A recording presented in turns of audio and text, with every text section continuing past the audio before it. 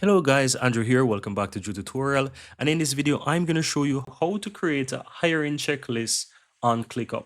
So if you're working in HR, you're using ClickUp and you want a easy to use hiring checklist to use, I'm going to show you how to create one and how to customize it to your liking as well. Once you're on your home team space, just simply click the drop down to the upper right hand side right next to add task and go to the browse templates. Within this list right here, guys, you have over 145 templates. So scroll down and explore. You can even search for it directly by simple typing hiring checklist. But you can scroll and I'm sure you'll find hiring checklist somewhere within the list there. So as you can see here, I am scrolling down. If I'm not able to find it, I'm going to go ahead and search for it. So let me go ahead and just simple type in hiring checklist, for example, and you will see that it start to find. And here, for example, this is it. I can click on it and I can see it. Then I can actually go ahead and click and use.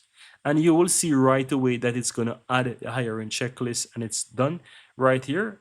All I have to do is open it. Sometimes these templates take a little time to actually load up all the different sections as well. So when you click on it, you may need to wait a couple seconds for it to load up depending on the amount of task and subtask that is contained within it.